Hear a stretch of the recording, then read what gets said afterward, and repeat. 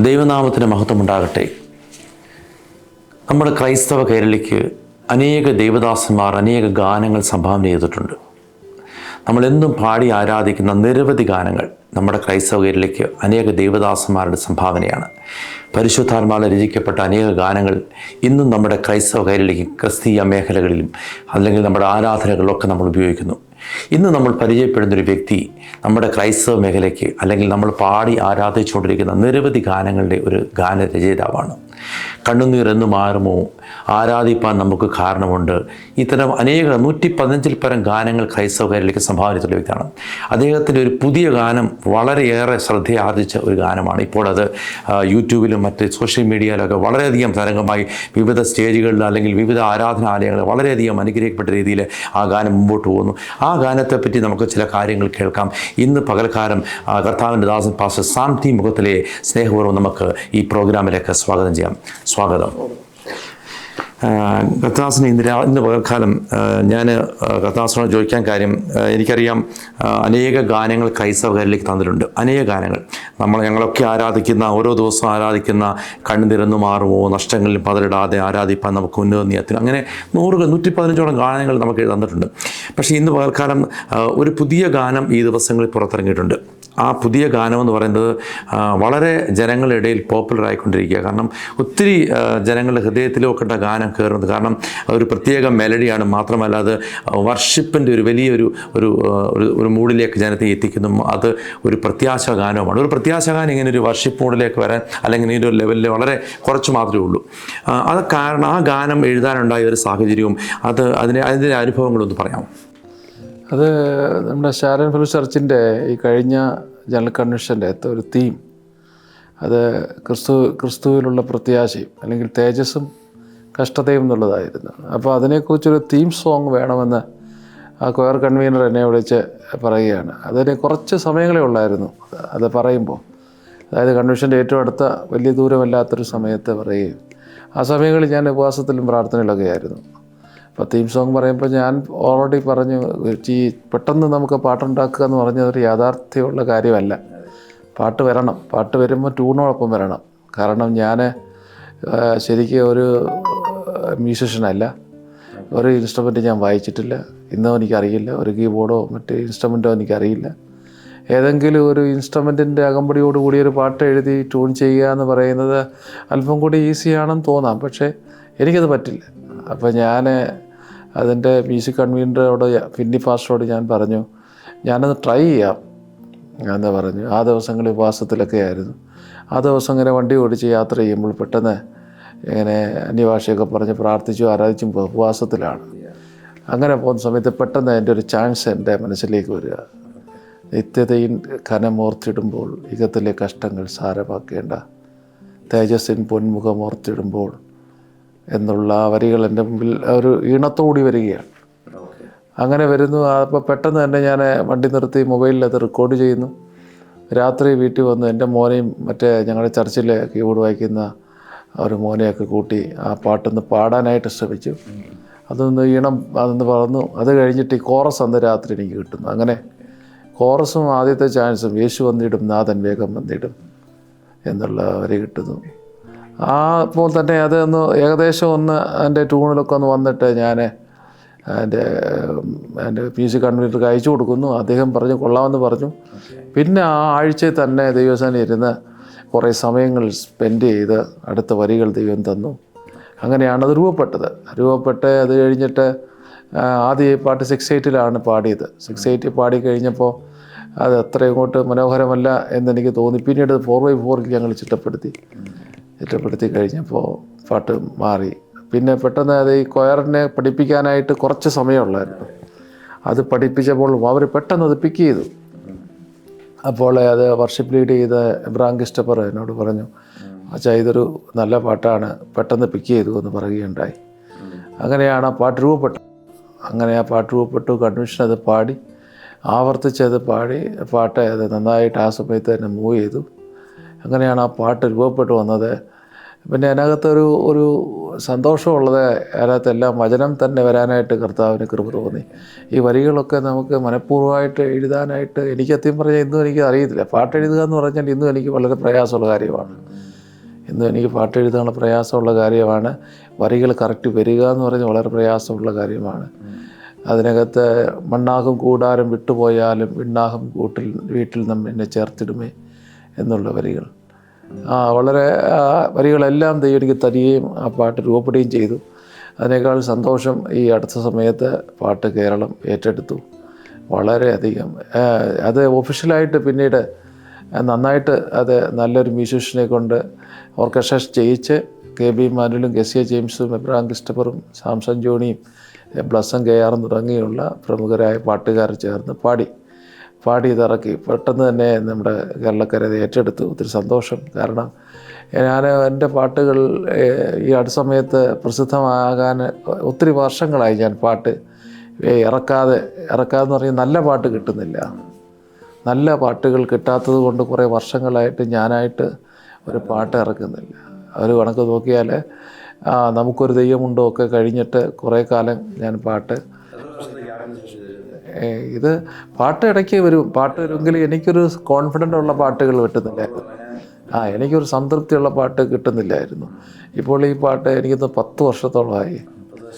10 വർഷം അവസാനം എഴുതിയ പാട്ട് ഇത് തന്നെ. ഇതിനു മുമ്പ് ഇറങ്ങിയ പാട്ട് വാഞ്ചിക്കുന്ന നേരിൽ കാണാൻ എന്നെ മനോരമ മ്യൂസിക് പുറത്തിറക്കിയൊരു പാട്ടാണ്. മനോരമ മ്യൂസിക് അത് പുറത്തിറക്കി. അത് കഴിഞ്ഞിട്ട് ഈ പാട്ടാണ് ദൈവം തന്നത്. അത് ഒരു സന്തോഷമുള്ളതെന്ന് പറഞ്ഞാൽ കുറേ കാലങ്ങൾക്ക് ശേഷം ഒരു പാട്ട് ജനം ഏറ്റെടുത്തു എന്നുള്ളതിൽ വലിയ സന്തോഷം. ഇതിന് പാട്ടുകളിപ്പോൾ ഉണ്ട്, പക്ഷേ പാട്ടുകൾ വന്നു മാഞ്ഞങ്ങ് പോവുക. അത് ജനങ്ങളുടെ ഹൃദയത്തിൽ നിൽക്കുകയോ അല്ലെങ്കിൽ ചിലപ്പോൾ ആദ്യത്തെ 1-2 മാസം അല്ല ഒരു കൂടി വന്ന ഒരു വർഷം അത് പാടിക്കഴിഞ്ഞ ശേഷം അങ്ങ് നാമാവശേഷമായി പോവുക. അങ്ങനെയല്ല. എനിക്കറിയാം ദാസിൻ്റെ പാട്ടുകളൊക്കെ പ്രത്യേകിച്ച് എല്ലാ പാട്ടുകളും വളരെ അനുഗ്രഹമാണ്.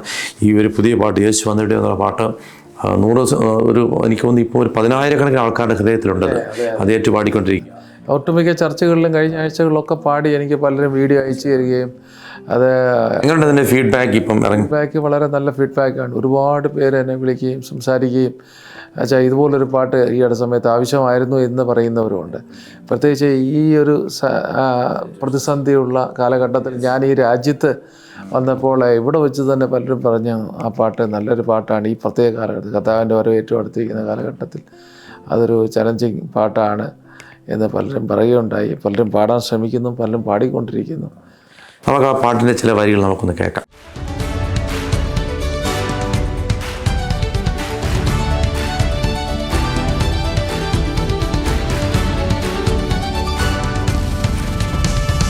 യേശു വന്നിടും നാഥൻ വേഗം വന്നിടും. യേശു വന്നിടും നാഥൻ വേഗം വന്നിടും. യേശുരാജൻ മേഘത്തേരിൽ വീണ്ടും വന്നിടും. യേശുരാജൻ മേഘത്തേരിൽ വീണ്ടും വന്നിടും. യേശു വന്നിടും നാഥൻ വേഗം വന്നിടും. യേശു വന്നിടും നാഥൻ വേഗം വന്നിടും. യേശുരാജൻ മേഘത്തേരിൽ വീണ്ടും വന്നിടും. യേശുരാജൻ മേഘത്തേരിൽ വീണ്ടും വന്നിടും.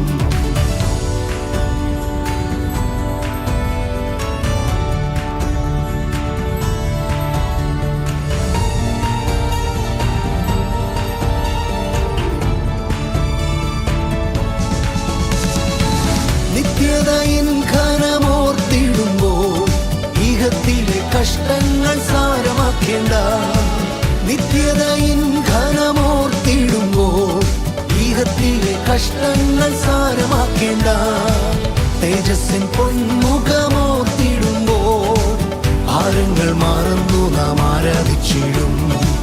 തേജസ്സിൻ പൊന്മുഖമോർത്തിടുമ്പോൾ ഭാരങ്ങൾ മറന്നു നാം ആരാധിച്ചിടും. യേശു വന്നിടും നാഥൻ വേഗം വന്നിടും. യേശു വന്നിടും നാഥൻ വേഗം വന്നിടും. യേശുരാജൻ മേഘത്തേരിൽ വീണ്ടും വന്നിടും.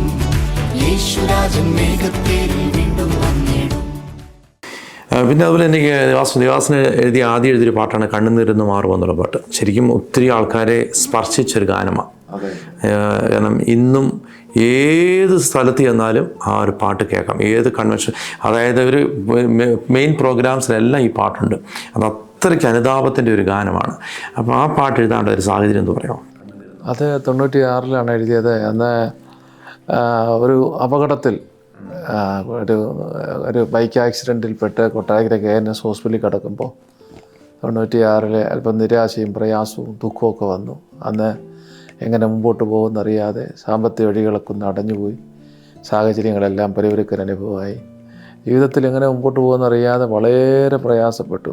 ഒരു അപകടത്തിൽപ്പെട്ട് KNS കിടക്കുമ്പോൾ എനിക്ക് സത്യം പറഞ്ഞാൽ ഇന്നും പ്രതിസന്ധി വന്നാൽ നമ്മൾ കരയാത്തവരല്ല, കരയുന്നവരെ. പ്രതിസന്ധി വരുമ്പോൾ, കഷ്ടത വരുമ്പോൾ ഇന്നും കരയും, അന്നും കരയും, ഇന്നും കരയും. കാരണം വഴി മുമ്പിൽ അടഞ്ഞു പോയാൽ ഇന്നും പറയാൻ കർത്താവിനോടല്ല ഉള്ളൂ, വേറെ ആരുടെ പറയാനാ. അപ്പോൾ അന്ന് ജീവിതത്തിൻ്റെ സാഹചര്യം വളരെ ആയിരുന്ന സാഹചര്യത്തിൽ ദൈവസന്നിധി കരഞ്ഞു, ഒരുപാട് കരഞ്ഞു. ആശുപത്രി കിടക്കെന്ന് കരഞ്ഞു. അങ്ങനെ കരഞ്ഞ ഒരർത്ഥമയക്കത്തിൽ ഇങ്ങനെ കിടക്കുമ്പോഴാണ് ഒരു വരി എൻ്റെ ഉള്ളിലേക്ക് ഇങ്ങനെ വരുന്നു. യുഗത്തിൽ ഒന്നുമില്ലായി നേടിയതെല്ലാം മിഥ്യയായി, പരദേശിയാണ് ഉലകിൽ ഇവിടെ നിന്ന് മഞ്ഞിനത്രേ. ആ വരി ഒരു ട്യൂണും കൂടെ എൻ്റെ മനസ്സിലേക്ക് ഇങ്ങനെ വരികയാണ്. അതിങ്ങനെ എൻ്റെ മനസ്സിൽ വരികയും അതിങ്ങനെ എൻ്റെ അവബോധ മനസ്സിൽ പാടിക്കൊണ്ടിരിക്കുകയും പിന്നെ ഉണർന്നു കഴിഞ്ഞും അതെൻ്റെ മനസ്സിൽ നിൽക്കുകയും പിന്നീടാണ് അതിൻ്റെ ബാക്കി വരികൾ രൂപപ്പെടുത്തിയെടുക്കുകയും ചെയ്തത്. അത് നിരവധി ഭാഷകളിൽ, ഹിന്ദി, നേപ്പാളി, തമിഴ്, തെലുങ്ക്, കന്നഡ. ആ പാട്ടിൻ്റെ സംഗീതം പാസ്റ്ററിനായിരുന്നു. ഈ ട്യൂണെല്ലാം ദൈവം തരുന്നതാണ്. സംഗീതം എന്ന് പറയാം, സംഗീതം എന്നുള്ള വാക്കൊന്നും എനിക്ക് ഉപയോഗിക്കാൻ പറ്റുന്നൊരു കാര്യമല്ല. കാരണം സംഗീതം അതറിയണം. പക്ഷെ ഇതെല്ലാം ഈണത്തോടുകൂടി എനിക്ക് വരികയാണ്. ഈണമില്ലാതെ ഒരു വരികൾ എഴുതി ചിട്ടപ്പെടുത്തിയിട്ടുള്ളത് 1-2 പാട്ടേ ഉള്ളൂ. ബാക്കി അത് ഞാനല്ല, മറ്റുള്ളവരാണ് ചെയ്തിട്ടുള്ളത്. പക്ഷേ എൻ്റെ പാട്ടുകളെല്ലാം ട്യൂണിനോട് കൂടെ ദൈവം തരുന്ന വരികളാണ്. പിന്നെ അതിനോട് പ്രമുഖമായ പാട്ടുകൾ ആരാധിപ്പാൻ നമുക്ക് കാരണമുണ്ട്, നഷ്ടങ്ങളിലും പതറിടാതെ, ഇതൊക്കെ ഒത്തിരി ആരാധനകൾ പാടി ഇതാണ്. വളരെ അനുഗ്രഹിക്കപ്പെട്ട പാട്ടുകളെല്ലാം ഞാനത് എപ്പോഴും ഓർക്കാറുണ്ട്. കർത്താസിൻ്റെ പാട്ട് നമ്മൾ ഈ പാട്ട് എടുക്കുമ്പോൾ തന്നെ സാം ടി മുഖത്തല എന്ന വ്യക്തിയുടെ പേര് നമ്മൾ എപ്പോഴും ഓർക്കും. കാര്യം ആ പാട്ട് അത്രയ്ക്കൊരു ജീവൻ നൽകുന്ന പാട്ടുകളാണ്. കർത്താസിന് ഇപ്പം എവിടെയാണ് ശുശ്രൂഷ ചെയ്യുന്നത്? ഞാൻ കോട്ടയം കങ്ങഴയ്ക്കടുത്ത് കാഞ്ഞിരപ്പാറ സഭയുടെ പാസ്റ്ററാണ്. ഷാരോൺ ഫെലോഷിപ്പിൻ്റെ അല്ലേ?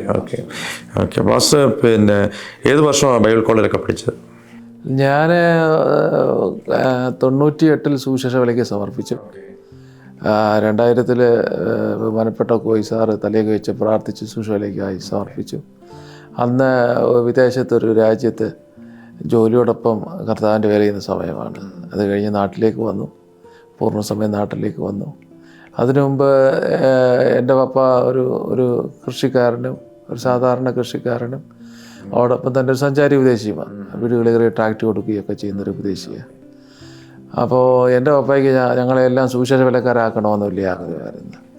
അതുകൊണ്ട് ഷാരോൺ ബൈബിൾ കോളേജിൽ ഒരു കാലത്ത് ഇവാഞ്ചലിസം കോഴ്സ് നടന്നപ്പോൾ ഒരു 3 ടേം ഞാൻ പഠിക്കാൻ പറ്റി. അതിൻ്റെ ഒരു ഉള്ളിലൊരു കാഴ്ചപ്പാടും ഒരു വെളിച്ചവും കടന്നിരുന്നു. അത് കഴിഞ്ഞ് സുവിശേഷ വിലയ്ക്ക് നാട്ടിൽ വന്ന ശേഷം ഞാൻ പുല്ലൂരുള്ള ലിവിങ് വാട്ടർ തിയോളജി സെമിനാരിൽ പോയി പഠിച്ചു. അങ്ങനെ പഠിക്കാൻ പറ്റി.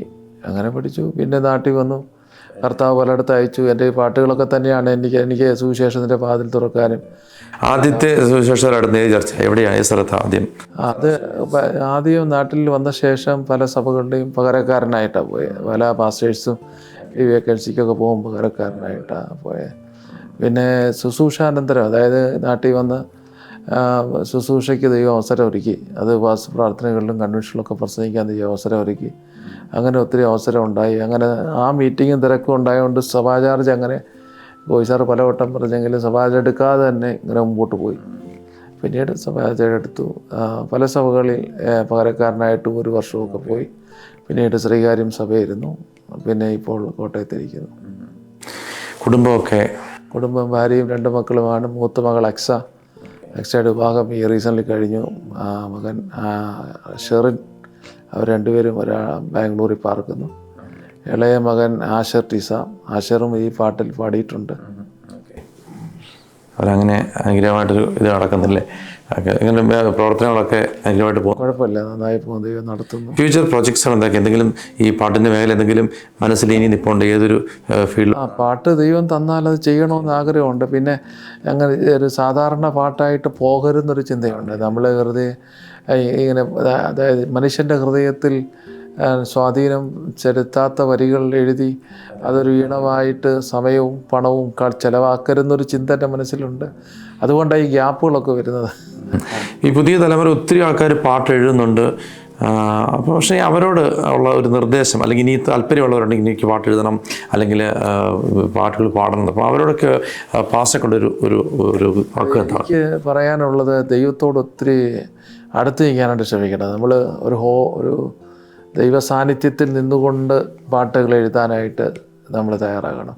പാട്ട് എഴുതാൻ ദൈവം കൃപയുണ്ടെങ്കിൽ ദൈവ സാന്നിധ്യത്തിൽ നിന്നുകൊണ്ട് പാട്ട് എഴുതുമ്പോൾ അതിനകത്ത് നമ്മളെ ജീവിതത്തോട് ബന്ധപ്പെട്ട വരികൾ, ദൈവ സാന്നിധ്യത്തിൻ്റെ വരികൾ, അത് നമുക്ക് ലഭിക്കും. നല്ല വരികളും നല്ല ഈണങ്ങളുമാണ് പാട്ടുകൾ ശ്രദ്ധിക്കപ്പെടുന്നത്. നല്ല വരികളും നല്ല ഈണങ്ങളും. അപ്പോൾ നല്ല വരികളുണ്ടായിട്ടും കാര്യമില്ല, നല്ല ഈണങ്ങൾ വേണം. മനുഷ്യഹൃദയത്തിൽ പതിയുന്ന ഈണങ്ങൾ വേണം. നല്ല ഈണം ചിലപ്പോൾ ഉണ്ടായിരുന്നിരിക്കും, പക്ഷേ നല്ല വരികളില്ലെങ്കിൽ പെട്ടെന്ന് മാഞ്ഞു പോകും, പെട്ടെന്ന് പാടി മാഞ്ഞു പോകും. ഇത് രണ്ടും അല്ലാതെ നല്ല വരികളും നല്ല ഈണങ്ങളും കിട്ടാൻ നമ്മൾ വെയിറ്റ് ചെയ്യുക. കുറേ സമയമെടുത്താലും വെയിറ്റ് ചെയ്യുക. എൻ്റെ പാട്ട് ഉന്നതൻ നീ എന്ന പാട്ട് ഞാൻ കുറച്ച് വർഷങ്ങൾ എടുത്ത് എഴുതിയ പാട്ടാണ് ഉന്നതൻ നീ. അതിൽ ദൈവം എനിക്കൊരു താമസിക്കാനൊരു ചെറിയ വീട് പണിതു. അതിനകത്ത് കയറി താമസിക്കുന്ന ആ ദിവസങ്ങളിൽ ദൈവം തന്ന വരികളാണ്, നന്മയല്ലാതെ ഒന്നും ചെയ്തിട്ടില്ല തിന്മയ്ക്കായിട്ട്. അത് കഴിഞ്ഞ് കുറേ വർഷങ്ങൾ കഴിഞ്ഞ് ഏകദേശം ഒരു 6 വർഷം കഴിഞ്ഞിട്ടാണ് ബാക്കി വരികൾ നടത്തിയ വഴികളെ എഴുതിയത്. കാരണം അതിൻ്റെ ബാക്കി അതുപോലെ ഒരു ഡെപ്തായ വരിയൊന്നും കിട്ടണം.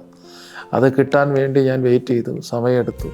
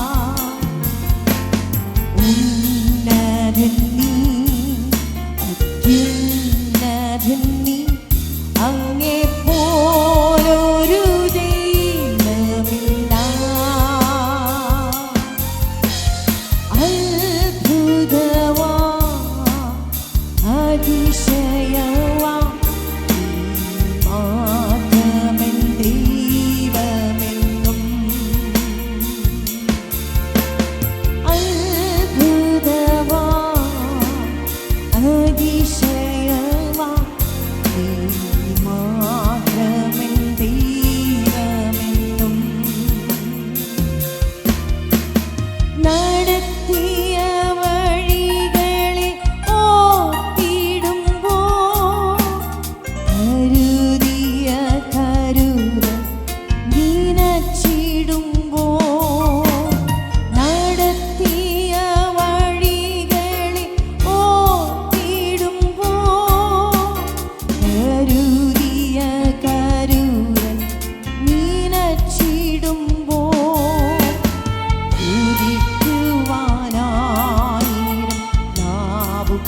പോരായേ എങ്കിലും മാവോളം ഞാൻ പാടി സ്തുതിക്കും സ്തുതിക്കുവാനായിരം നാവ് പോരായേ എങ്കിലും മാവോളം ഞാൻ പാടി സ്തുതിക്കും ഉന്നതൻ നീ അത്യുന്നതൻ നീ അങ്ങെപ്പോലൊരു ദൈവമില്ല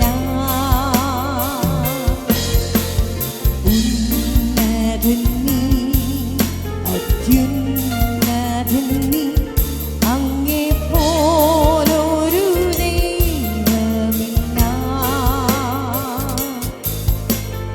അത്ഭുതവാ അതിശയവാ മാത്രമെൻ ദൈവമെന്നും അത്ഭുതവാ അതിശയവാ മാത്രമെൻ ദൈവമെന്നും